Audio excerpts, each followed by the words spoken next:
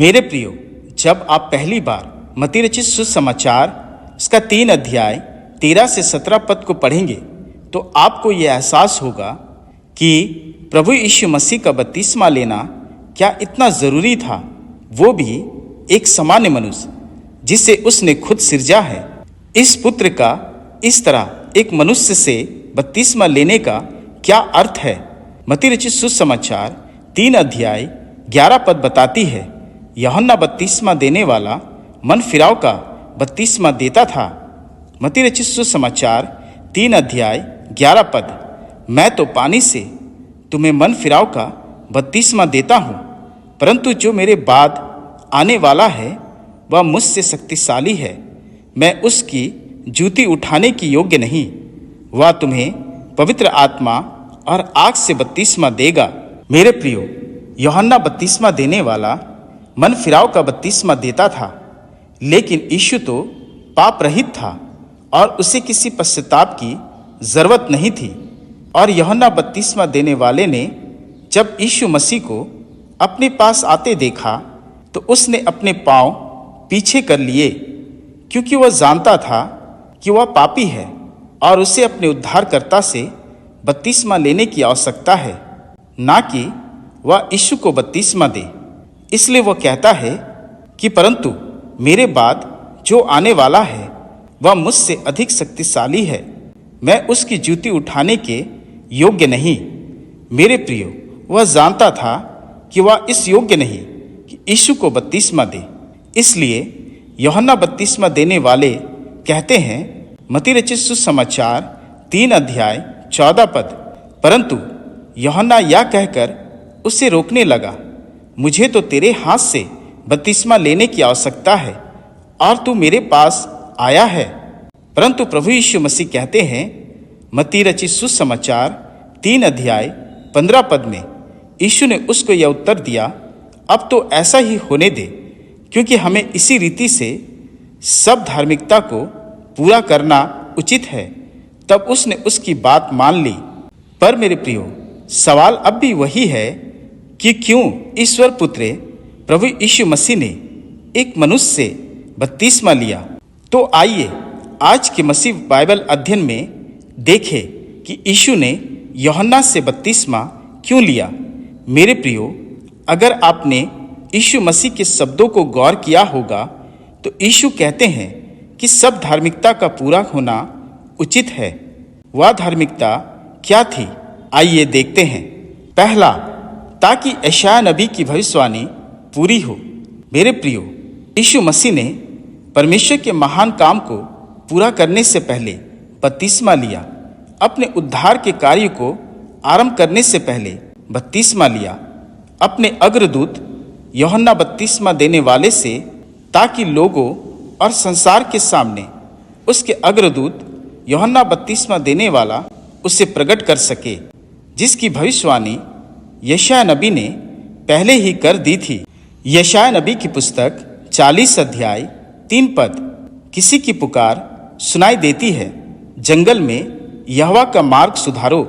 मेरे प्रियो, यूहन्ना बपतिस्मा देने वाले वही पुकार बना। मत्ती रचित सुसमाचार 3 अध्याय 11 पद, मैं तो पानी से तुम्हें मन फिराव का बपतिस्मा देता हूँ, परंतु जो मेरे बाद आने वाला है वह मुझसे अधिक शक्तिशाली है, मैं उसकी जूती उठाने की योग्य नहीं। वह तुम्हें पवित्र आत्मा और आग से बपतिस्मा देगा। दूसरा, ताकि याजकीय कार्य पूरा हो।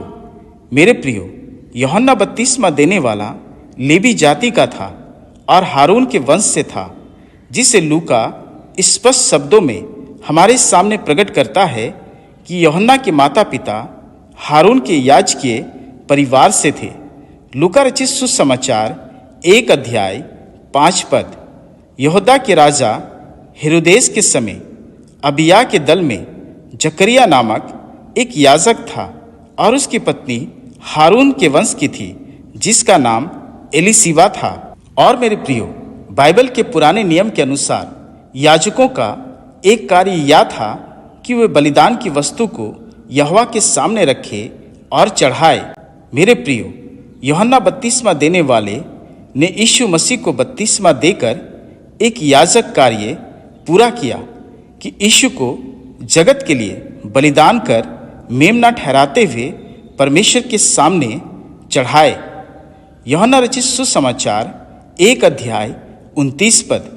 दूसरे दिन उसने यीशु को अपनी ओर आते देखकर कहा, देखो, यह परमेश्वर का मेमना है जो जगत का पाप उठा ले जाता है। तीसरा, यूहन्ना का बपतिस्मा ताकि यीशु मसीह पापियों के साथ गिना जाए। मेरे प्रियो, यीशु मसीह का बपतिस्मा यह संकेत देती है कि यीशु मसीह पापियों के साथ गिना गया। यीशु मसीह बपतिस्मा प्राप्त कर यह रास्ता हर पापियों के लिए खोला कि वे परमेश्वर की धार्मिकता बन जाए, कि मसीह में मरकर और अपने पापों से छुटकारा पाकर नए जन्म के साथ चल सके। यह बपतिस्मा हर जगत के पापियों के लिए आशा दिलाती है। इसलिए जब यूहन्ना बपतिस्मा देने वाले ने यीशु को बपतिस्मा देने से इनकार करने लगा, तो यीशु मसीह ने यूहन्ना से कहा, हमें इसी रीति से सब धार्मिकता को पूरा करना उचित है। दूसरा कुरिन्थियों 5 अध्याय 21 पद। जो पाप से अज्ञात था उसी को उसने हमारे लिए पाप ठहराया कि हम उसमें होकर परमेश्वर की धार्मिकता बन जाए। चौथा, यूहन्ना का बपतिस्मा परमेश्वर की ओर से है। मेरे प्रियो, यीशु मसीह का यूहन्ना से बपतिस्मा लेना और यूहन्ना के पास आना इस बात का संकेत था कि यीशु ने यूहन्ना के बपतिस्मे का समर्थन किया, जो स्वर्ग से था और परमेश्वर का समर्थन था, क्योंकि भविष्य में कई लोगों ने यूहन्ना बपतिस्मा देने वाले की बपतिस्मे के अधिकार पर शंका व्यक्त की थी, जिसे हम मत्ती रचित सुसमाचार 14 अध्याय में देखते हैं।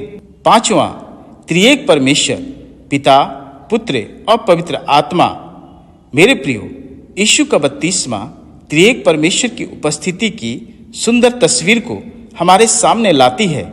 त्रिएक परमेश्वर की महिमा और उद्धार के कार्य की सुंदर स्वरूप को प्रकट करती है, जब परमेश्वर की वाणी गवाही के रूप में पवित्र आत्मा का कबूतर के समान यीशु मसीह पर उतरना।